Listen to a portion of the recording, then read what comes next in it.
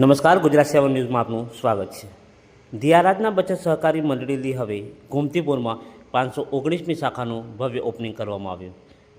1767/7 જીવરામ ભટ્ટની ચાલી પોપડિયા વડ પાસે રાજપુર ગોમતીપુરમાં 519મી બ્રાન્ચ શરૂ કરવામાં આવી। તારીખ 8/3/2026 રવિવારને સવારે 10 વાગે chairman Shri Navnitbhai Zala, deputy general manager Shri જમનાનગરના Prakashbhai Vala, Bhavnaben Vala, deputy general manager Shri Babubhai Rohit Kathwala તેમના હાથે રિબિન અને કેક કાપીને આ બ્રાન્ચનું ઓપનિંગ કર્યું હતું।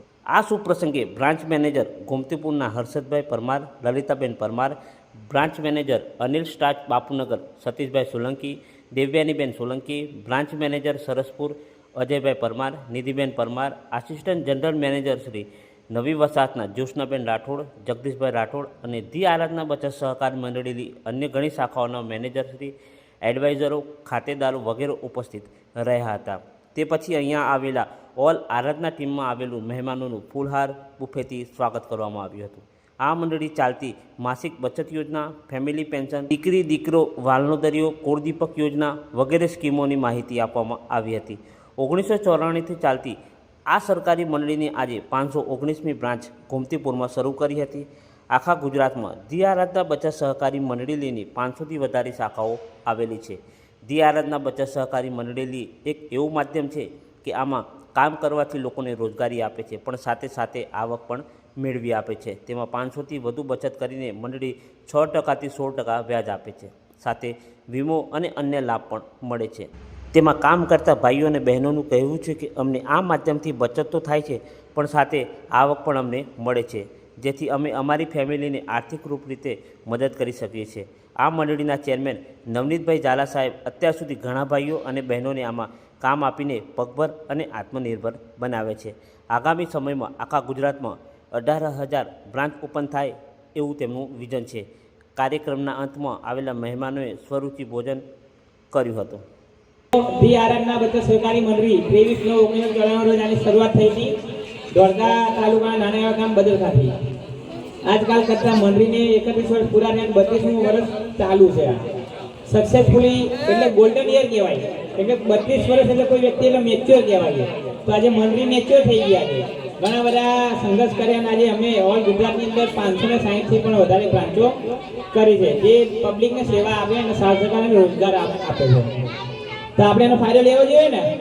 તો આજે તમારે ત્યાં મંત્રી આવી તો આની અંદર ખાલી તમને આવક કેમની મેળવવી એ તમને સમજાવી દઉં। તો બધાની પાસે આ પેમ્પલેટ હશે ને, આ પેજ ખોલી દો, તેમાં લખ્યું છે ફર્સ્ટ એડવાઇઝર બનવા માટે શું કરવાનું? કંઈ જ નહીં, અહીંયા નજીકમાં તમારી ઓફિસ થઈ છે, હર્ષદભાઈનો કોન્ટેક્ટ કરવાનો। હર્ષદભાઈ તમને મસ્ત સરસ એવું સમજાવશે, પણ હું તમને સમજાવું। આરાધનાની અંદર એન્ટ્રી કરવા માટે તમારે એજન્ટ બનવા માટે 1100 રૂપિયા ભરવાના આવશે એજન્ટ તરીકે, અને આપણું એકાઉન્ટ પોતાનું ખોલાવવું પડશે 1000 રૂપિયાનું મિનિમમ। એજન્ટ તમે બનવા માટે શું કરવાનું? જે આ બધા પ્લાન સમજ્યા 500, 1000, 2000, દીકરા દીકરીના ફેમિલી સુરક્ષા કવચ, એફડી, આ બધા સમજાવવાનું છે। સમજાય શકાય ને? કેમ કે સલાહ તો ઘણા બધા આપે ને, એ આવું ના કરતો, એ આવું ના કરતો, આમ તેમ, એ હું અહીંથી સાડી લાવી, હું અહીંથી કપડાં લાવ્યો, બૂટ લાવ્યો, અહીંયા જજે, લોકોનું ભલું કરે, પણ આપણું કદી ભલું થયું નહીં થયું। તો આરાધનાના જેટલા બી પ્લાન છે બચતના, એ આપણે બધાને સમજાવવાના છે એજન્ટ બનીને। એ તમારી જોડે એકાઉન્ટ ખોલાવશે બધા, મિનિમમ 1 મહિનાની અંદર 20,000ના એકાઉન્ટ કરવાના। થઈ જાય? હા કે ના થઈ જાય? ઈઝી થઈ જાય, કારણ કે તમે જ્યારે બર્થડે હોય ને તમે ખાલી મેસેજ નાખજો મારા દુકાન બર્થડે છે, 50 માણસ આવશે એમને, તો 20 માણસને મળે 1000 વાળા, તો 1000 વાળા 20 વ્યક્તિઓને તમારે એકાઉન્ટ ખોલાના 20,000ના, એટલે આપણે 20,000 પૂરું થઈ ગયું। હવે મંડળી કમિશન શું આપે છે? તો તમે જે બી અત્યારે ગમે ત્યાં નોકરી જાઓ ત્યાં પગાર તમને શું આપે છે? 8 કલાક ભરો તો 500 1000 રૂપિયા ને। મંડળીની અંદર તમે 1 કલાક બી કામ કરશો કે 500 કે 1000નું એકાઉન્ટ ખોલો તો મંડળીનું કમિશન છે પહેલો હપ્તો 100%। જે તમે કામ કરશો 500નું એકાઉન્ટ ખોલો કે 1000નું ખોલો તો મંડળી આપણને 100% પહેલો હપ્તો કમિશન આપે છે, અને બીજા મહિનાથી એનું આપણને મળે છે 10%। એટલે કસ્ટમર 8 વર્ષ સુધી હપ્તા ભરશે તો આપણને પહેલા મહિને 100% મળશે અને બીજા મહિને આપણે 10%, આ જીવન જ્યાં સુધી પ્લાન ચાલશે ત્યાં સુધી। તો તમે જે કઈ નોકરી કરો છો, આજે નોકરી જાઓ છો બીજા મહિને નોકરી નહીં જાઓ તો પગાર મળશે પણ નહીં મળે। પણ આરાધનાની અંદર તમે જે એકવાર આરાધના 20,000નું કામ કરી નાખ્યું તો હર મહિને આપણે કેટલા મળશે? 10% લેકે 2000, અને નવા એકાઉન્ટ ખોલશો એને કેટલા મળશે? 100%। તો આવું કોઈ રોજગાર છે ક્યાંય? અને ઘરે નહીં કરવાનો, આપણે આપણા સમયે. તો મંત્રી આટલે નહીં સબસિડી, એનાથી પણ ઘણું વધારે આપે છે. ઓફિસ કેમનું? તો આપણે 20,000 નું કામ પૂરું કર્યું તો આપણે બીજા કોઈ સલાહ નહીં આપે, બીજા કંઈ મારે બી પાર્ટ ટાઈમ કંઈક કામ કરવું, આપો ને, સમજાવો ને. તો એવા આપણે ઘણા બધા માણસ છે, એવા 10 વ્યક્તિને આપણે આરાધનામાં લાવવાના, એમને આરાધના વિશેની માહિતી આપવાની, એમને એજન્ટ બનાવવાના અને એમની જોડે 20,000 નું કામ કરાવવાના. કરી શકાય ને? કોઈકનું ભલું કરવું જો. બાકી તમે અત્યારે કઈ જો કદાચ કોઈ નોકરી લગાવો હોય તો લગાવી શકશો? નહીં લગાવી શકો. પણ આરાધનાની અંદર તમે કોઈને કામગીરી આપી શકશો તો તમારો એહસાન કોઈ દાન નહીં ભૂલે. તેવા 10 વ્યક્તિ લાવવાના, 10 વ્યક્તિને 20,000 નું કામ કરાવવાનું. એટલે કેટલું થાય? 10 ગુણ્યા 20, 2 લાખ રૂપિયાનું. અને આપણું 20, 2 લાખ 20 નું કામ એટલે મંત્રી ઓફિસ આપે છે. પણ મંત્રીનો હાલ એક કોન્સેપ્ટ છે કે તમે 1,20,000 નું કામ કરશો તો પણ મંત્રી તમને ઓફિસ કરી આપશે. 1,20,000 નું કલેક્શન હોય તો ઓફિસ આપણને થાય, એનો શું ફાયદો? તો ઓફિસ તમે તમારા ઘરે કરશો તો તમને જે મંત્રી ભાડું પણ આપે છે, તો તમારા ઘરનું ભાડું તમને મળશે.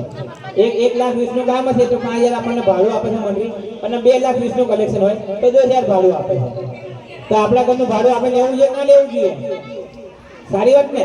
કેમ કે અત્યારે આપણે જે ઘરે રહીએ એમાં રહીને આપણને ભાડું મળે, બીજું કમિશન પણ મળે છે. હવે બીજું જે તમે એજન્ટ બનાવો છો તો એમાં ફાયદો શું? તો તમે જે એજન્ટ બનાવો છો ને એ પણ જે કમાશે એમાંથી 50% આપણને મળે છે. કેમનું? તો એ ભાઈ કામ કરશે એના માટે. 20,000 નું કામ કર્યું, મંત્રી એને પહેલા હપ્તે 100% આપી રહ્યા, પણ આપણને મંત્રી એ જે કમાય એમાં 50% આપે. એટલે બીજા મહિને આપણે કેટલા મળશે? 10,000 મળે. તેવા આપણે કેટલા લોકો રોક્યા છે? 10 જણા. તો આપણને કેટલા મળશે બીજા મહિને? 1 લાખ રૂપિયા કમાવા મળશે. તો 1 લાખ કમાય. બીજું હર મહિને એમને 10% જે મળશે એનું 5% રિન્યુ પણ આપણને મળે છે. તો આપણને બીજા મહિને કેટલા? 10,000 રૂપિયા મળવાના. પેલા લાખ મળી ગયા. તો અને બીજું આપણે ઘરનું ભાડું જે ઓફિસ હોય, ઓફિસનું ભાડું આપણું કેટલું છે? 10,000. અને જે કમિશન કેટલું મળ્યું? 10,000. ટોટલ 20. પણ આપણે પોતે એક્ટિવ છીએ. પહેલા મહિનાની અંદર આપણે 20,000 નું કામ કર્યું તો બીજા મહિને બીજા ખાતા નહીં ખોલે તો એ પણ કમિશન આવશે. એટલે મિનિમમ મંથલીની અંદર એક બ્રાન્ચ મેનેજર બને ને તો 45 થી 25,000 રૂપિયા મહિને એની આવક હોય છે, નોર્મલ બ્રાન્ચ મેનેજરની. તો હવે તમે જે જગ્યાએ નોકરી કરો છો ત્યાં આગળ આવું કમાઈ શકો? તમારી ઈચ્છા તો આરાધનામાં કામ કરવું જોઈએ ને. ત્યારબાદ એની પણ ઘણો બધો આગળ કોન્સેપ્ટ છે મંત્રીની અંદર. હર્ષદ પરમાર, જીવનભરની ચાલી. થોડુંક નજીક રાખો. હલો, અવાજ આવો? મારા આમંત્રણના માન આપી તમે જે મારી આ ઓપનિંગની અંદર આવ્યા એ બદલ ખૂબ ખૂબ આભાર. Thank you. તો આરાધના બચત સહકારી મંડળીનો પ્લાન જે કોન્સેપ્ટ છે અમારા સિનિયર શ્રી સતીશભાઈ સોલંકી છે જેમને મને પ્લાન બતાવ્યો અને એની અંદર મેં એક ખાતું ખોલાવ્યું. ખાતું ખોલાવ્યા પછી 12 મહિના સુધી મેં બચત કરી અને પછી મેં કહ્યું કે આની અંદર કામ કરશું તો તમારા ફેમિલીનું અને તમારું જીવન સુરક્ષિત થશે. એ માટે પછી મેં એની અંદર કામ કરવાનું ચાલુ કર્યું અને આજે હું બ્રાન્ચ મેનેજરના લેવલ સુધી પહોંચ્યો છું. એ બદલ આરાધના બચત મંડળીનો હું ખૂબ ખૂબ આભાર માનું છું. નમસ્કાર, મારું નામ સતીશ સોલંકી છે, અનિષ્ઠા બ્રાન્ચ છે. આજે આપણા ગોમતીપુરની અંદર બીજી બ્રાન્ચ ખોલી છે.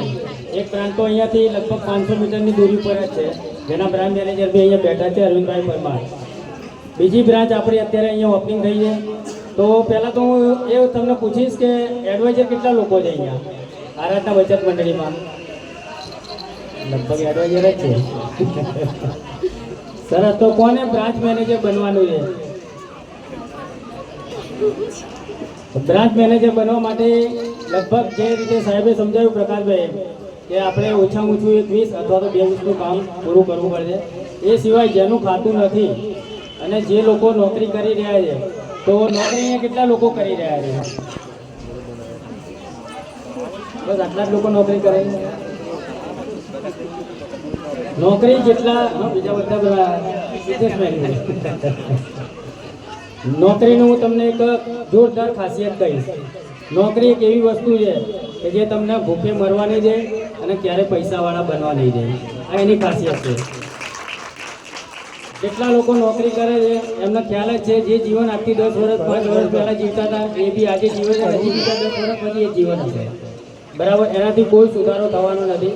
પણ આરાધના બચત મંડળી એક એવો મોકો તમને આપે છે કે જો એકવાર તમે કહેવાનો મતલબ અમારો એક સ્લોગન છે આરાધના બચત મંડળીનો. એકવાર જે આરાધના બચત મંડળીની બેગ તમે પકડી લેશો તો પૈસા માટે જીવનમાં ક્યારેય કોઈના પગ પકડવાની જરૂર નહીં પડે. તો જેને શરૂઆત નથી કરી એ પ્લીઝ શરૂઆત કરી લેજો. તમારું અને તમારા ભવિષ્યનું મતલબ આગળ જે આપણો પરિવાર છે એને સુરક્ષિતમાં સુરક્ષિત આપણે અહીંયાથી બનાવી શકીશું. તો આપણે અહીંયા આપણા પ્રોગ્રામની પૂર્ણાહુતિ કરીએ છીએ અને